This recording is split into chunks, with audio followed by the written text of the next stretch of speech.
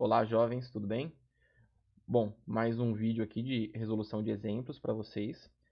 E agora a gente vai começar a abordar os temas a respeito das leis de Newton. Então, primeira aplicação aí de leis de Newton.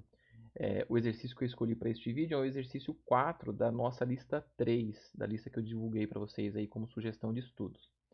Então, o enunciado diz o seguinte: na figura 2, esta figura aqui embaixo, os corpos possuem massas M1 150 kg, então M1 aqui no meio, M2 25 quilos, que é esse cara mais à esquerda aqui, e ele pede para a gente considerar desprezível o atrito no plano e nas polias, ou seja, a gente vai considerar um sistema idealizado, onde não tem força de atrito em nenhum lugar, então nem no plano e nem nas polias, e também aí por consequência os fios a gente trata eles como sendo fios idealizados, ou seja, sem massa, né, massa desprezível e inextensível, então ele não estica. Ele diz também para a gente alguns detalhes. Ele diz que a corda AC, então esse trecho aqui que vai do corpo 1 até esta polia à esquerda, ele diz que esse trecho é horizontal, ele está completamente horizontal aqui. E ele diz também que o trecho DB, que vai também do corpo 1, só que agora até essa polia da direita aqui, ele diz que esse trecho é paralelo ao plano. Então a gente tem um plano inclinado aqui com um ângulo de 30 graus, e este trecho aqui ele é paralelo a este plano aqui, ok? E aí vamos lá então para as questões que ele solicita da gente. Então ele fala primeiro na letra A aí para a gente calcular o peso P. Este peso aqui que não foi anunciado, não foi dado no enunciado, né?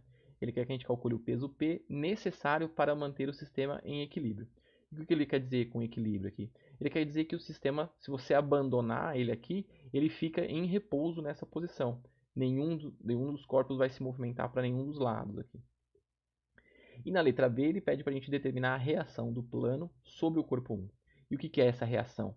É aquela força normal que vocês viram aí nas notas de aula e nos nossos estudos. Então a força normal é a força que o plano exerce sobre o bloco 1. Aqui vai ter uma força normal e ela deve ser provavelmente aqui, né, como regra da força normal, ela tem que ser perpendicular à superfície inclinada aqui de 30 graus, ok? Então essas duas forças que a gente tem que determinar. Bom, como vocês viram aí nos estudos de vocês e nas nossas notas de aula, é, alguns procedimentos devem ser adotados para resolver problemas de dinâmica onde a gente estuda as leis de Newton. Aí. A primeira coisa que a gente tem que lembrar é que a primeira lei de Newton ela é um ela é um tratado sobre referenciais, né?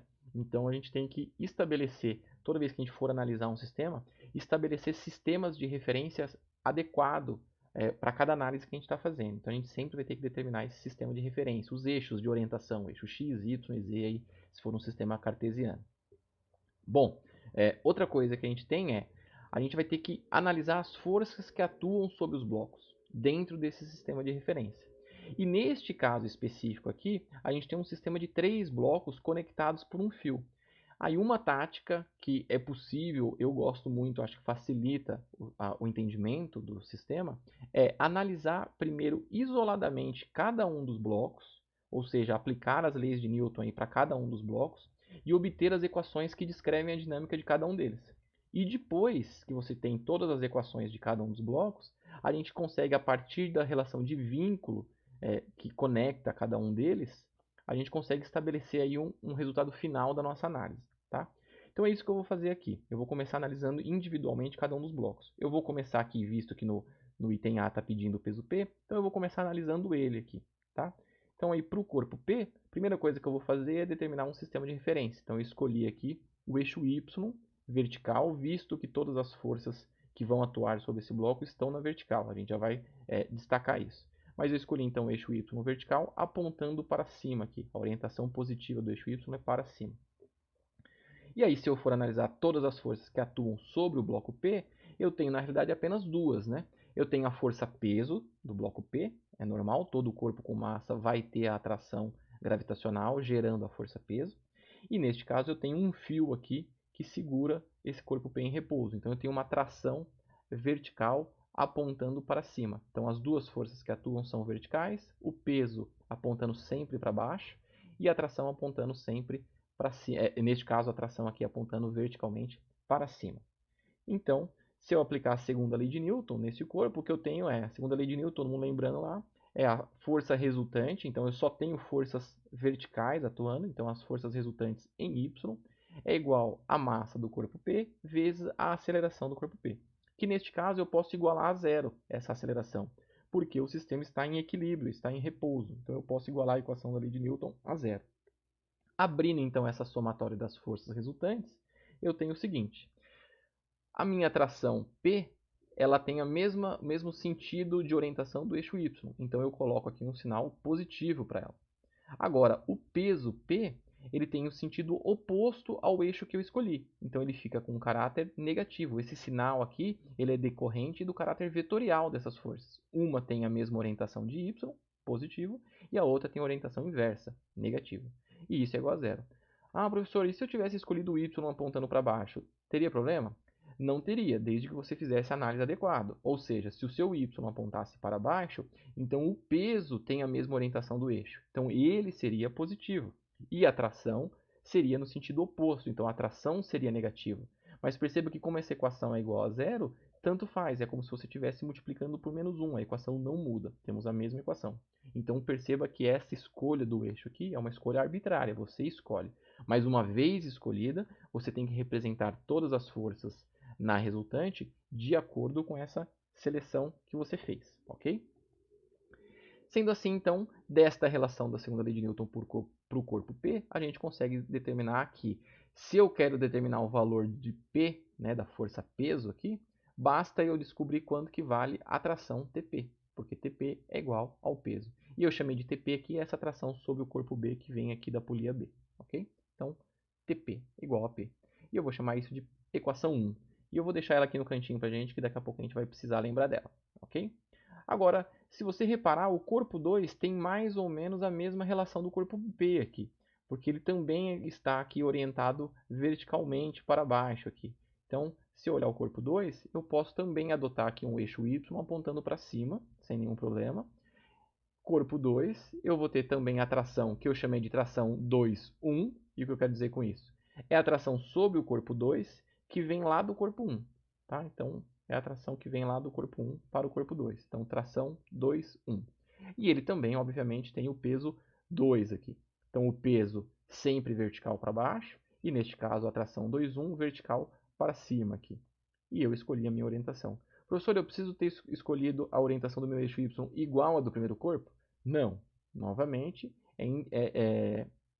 isso é arbitrário, você vai escolher. Mas escolhendo esse y para o corpo 2, você tem que representar a equação da lei de Newton de acordo com esta orientação. Então vamos lá para a equação da lei de Newton. Novamente aqui da segunda lei, né? A resultante é igual a massa vezes aceleração. Agora a massa 2 e a aceleração 2, que seria do corpo 2. E também igual a zero, porque o sistema está em equilíbrio, está em repouso. Aí abrindo todas as forças que estão dentro dessa somatória, eu tenho novamente y positivo para cima, então a minha atração é positiva. P2 sentido oposto a y, menos P2 aqui. E isso é igual a zero. Então daqui sai mais uma equação para a gente, que a atração 2, 1, ou seja, a atração que o fio exerce aqui, tem que ser igual ao peso 2, que é massa 2 vezes a gravidade. Isso já era esperado, né, nesses dois casos aqui. Porque se o sistema está em repouso, significa que a força que o fio faz para manter o sistema em repouso tem que ser igual ao peso de ambos, né? Então, neste caso, a tração é igual ao peso P, e aqui a tração é igual ao peso 2, ok? Também vou anotar essa equação aqui do lado, porque ela vai ser útil para a gente em breve.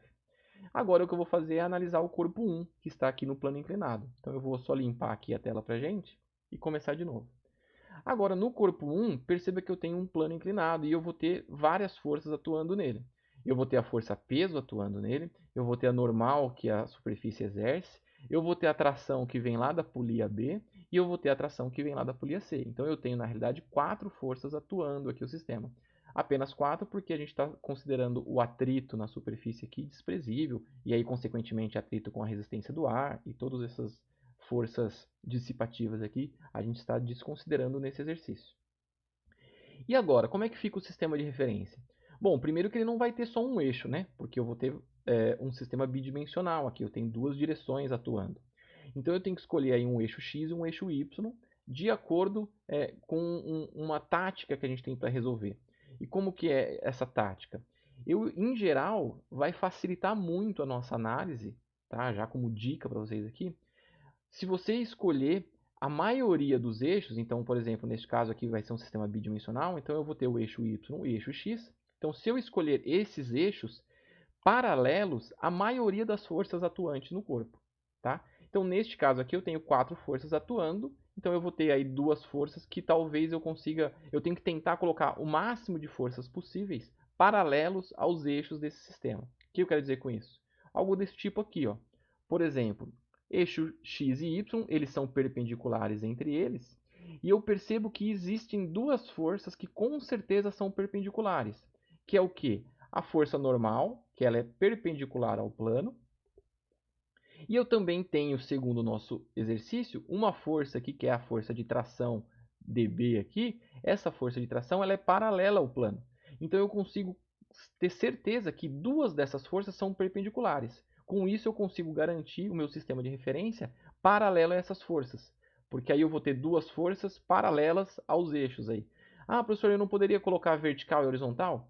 Eu não sei, tá? Apesar do sistema também nos dizer que esse eixo aqui é horizontal, eu poderia escolher também então aí vertical e horizontal para os meus eixos.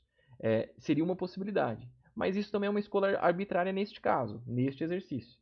Tá? Em outros exercícios você não tem essa garantia. Então você tem que sempre tentar deixar o maior número de forças paralelas ao maior número de eixos possíveis. Aí. Neste caso aqui, então eu escolhi para a gente o eixo x e o eixo y. X paralelo a essa tração aqui que vem paralelo ao plano, e y paralela normal. Aí. Consequentemente, como eu tenho um ângulo de inclinação de 30 graus aqui, um ângulo θ de inclinação, eu vou ter que a minha força-peso, que é sempre vertical para baixo, ela vai ter uma inclinação com relação a esse eixo y que eu estabeleci.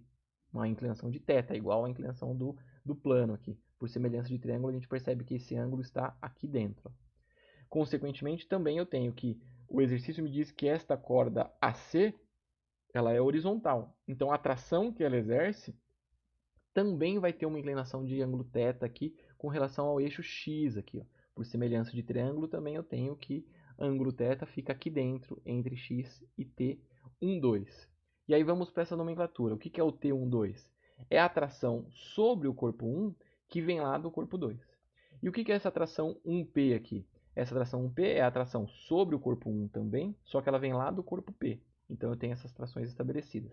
E aí eu tenho agora minhas forças, no meu diagrama de força aqui, já bem direcionadas e com um eixo de orientação adequado. Agora o que eu vou fazer é, lembrando que as leis de Newton têm um caráter vetorial, eu posso analisar separadamente cada uma dessas direções. Eu não sou obrigado a analisar todas as direções ao mesmo tempo. Então eu vou analisar primeiro separadamente. Eu vou ver primeiro o que acontece no eixo x e depois eu vou ver o que acontece no eixo y. Então vamos lá. No eixo x, quais são as forças que atuam na direção x aqui? Eu tenho a tração 1P, que é paralela ao eixo x, e percebam que como eu tenho esse ângulo θ aqui, eu vou ter uma decomposição desse vetor T12 e uma decomposição da força-peso. A força-peso vai ter uma componente P1x aqui, que vai ser a componente paralela ao eixo x, e a força T12 ela vai ter uma componente também paralela ao eixo x. Então eu tenho 2 forças aqui atuando na direção x também. T1P, P1x e T12x. Então se eu escrever agora a segunda lei de Newton para a direção x, eu tenho que a somatória das forças em x tem que ser igual a massa 1 vezes a aceleração x, aceleração na direção x, que também é igual a zero, porque o sistema está em repouso. Então, eu abrindo agora as forças que estão dentro dessa somatória aqui da força resultante, eu vou ter o seguinte, o meu eixo x é orientado para cima aqui, então todo mundo que estiver nesta orientação para cima é positivo. Então, T1P é positivo. O P1x ele aponta para baixo aqui, concordam comigo? Então P1x é negativo. O T12x, a componente x do T12, também é na direção oposta ao crescimento de x, então ele também é negativo. Assim eu posso pegar essas duas forças que são negativas aqui e posso fazer o famoso passar para o outro lado da equação. Né? Eu somo toda a equação P1x e somo a toda a equação T12x aqui. Aí esses dois termos que eram negativos aqui do lado esquerdo, eles aparecem do lado direito da equação positivo. E quem é P1x? P1x é o cateto oposto ao ângulo θ. Então eu posso escrever o P1x como sendo o módulo de P1 vezes seno de θ, porque ele é o cateto oposto. Lembrem-se que o cateto oposto correlaciona-se a θ a partir do seno. Já o T12 componente x, ele é o cateto adjacente a θ. Cateto adjacente ele vai estar relacionado ao cosseno de θ. Então eu posso escrevê-lo como sendo módulo de T12 cosseno de θ. Aí P1 é massa, né, o peso P1, o módulo de P1, né, é a massa 1 vezes a gravidade. E o T12 eu já sei depois pelas equações de vínculo. Quais vão ser as equações de vínculo? Eu sei que o T1P, a tração que o corpo 1 sofre vindo lá do corpo P, ele é um par ação e reação, né, da terceira lei de Newton, da tração que segura o corpo P aqui, ó, porque é o mesmo fio. Então, a mesma força que segura o corpo P aqui para cima, ela tem o mesmo módulo da força que segura o corpo 1 aqui para cima. Então, eu tenho que T1P, a tração que vem lá do corpo P, é igual a esta tração que segura o P. E eu já vi que TP aqui é o próprio peso que está pendurado. Então, eu posso escrever T1P igual a TP, que é igual ao peso que eu quero descobrir. E, por outro lado, também, na tração T12, também ela tem um par ação e reação pela terceira lei de Newton, que é a mesma tração que segura o corpo 2 aqui. Então, a tração que puxa o corpo 1 para este lado esquerdo é o mesmo que segura o corpo 2 aqui parado, aqui na vertical. Então, a tração T12, o módulo dela é igual a T21, que é igual, a gente já viu então nas análises anteriores, é igual a massa 2 vezes a gravidade, é igual ao peso 2, né? Então, se eu pegar essas duas relações e substituir aqui na equação de cima, eu tenho o primeiro termo aqui, eu coloco o vínculo que ele deve ser igual ao peso que eu quero determinar, peso P. E no T12 aqui, eu posso substituir pelo peso da massa 2 aqui, M2G, aqui dentro. E aí a minha equação fica desse jeito, ó. Aqui o primeiro termo eu substituí pelo primeiro vínculo, então fica peso igual, peso 1, o módulo de peso 1 é M1G, vezes seno de θ. Mais o T12 aqui eu vou escrever então como sendo M2G. Então, M2G vezes cosseno de θ. Pronto. Se eu quero determinar o valor do peso P que mantém o sistema de repouso, basta agora eu substituir os valores de massa M1 e massa M2, que são aí respectivamente M1 150 kg, M2 25 kg. A aceleração da gravidade, a gente sabe já o valor como sendo o módulo em 9,8 metros por segundo ao quadrado, e seno do ângulo θ. O ângulo θ é 30 graus. Então, se você substituir esses valores aqui e fizer essa conta, perceba que a gente sabe todas as componentes que a gente precisa saber aqui. Eu consigo calcular o valor da força-peso. Então, se você jogar na calculadora e fizer essa conta, eu espero que vocês obtenham aí um valor de aproximadamente da força-peso que mantém o sistema em repouso, como sendo 947,2 newtons. Eu coloquei aproximadamente aqui porque eu fiz um arredondamento para 2 aqui, ok? Essa seria então a resposta da letra A. Agora, como ficaria então a letra B? Bom, a letra B ele pede a normal, e percebam que a normal está na direção Y. A nossa resposta vai vir aqui da análise da direção Y. Então, eu vou começar limpando aqui nosso quadro. Então, se eu olhar a direção Y, aplicando a segunda lei, também igual a zero, porque o sistema não se movimenta em Y, ele está em repouso nessa direção também. E aí eu vou ver as forças que atuam nessa direção. Eu tenho a normal, que é paralela ao eixo Y, desculpa. A força-peso também tem uma componente paralela a Y. E agora esta força tração 1, 2 aqui, ela também tem uma componente vertical, que é uma componente na direção Y aqui, ok? Então eu posso escrever isso como sendo a normal positiva, porque tem a mesma orientação do eixo Y. Perceba que a tração 1, 2, a componente Y também aponta na mesma direção e sentido de Y, ela aponta para cima aqui, né?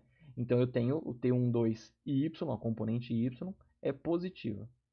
Já o peso não. O peso, a componente Y do peso aqui, era no sentido oposto ao sentido de crescimento de Y. Então entra um sinal negativo. Lembrando que esses sinais aqui, então, são coerentes com a relação vetorial dessas forças. E tudo isso igual a zero. Isolando, então, a normal quem eu quero determinar. Então, isolando ela aqui na equação, eu vou passar a tração para o outro lado. Essa tração que era positiva, ela aparece do outro lado negativa. E esse peso 1y aqui, que era negativo, aparece do outro lado positivo. Ele inverte os sinais.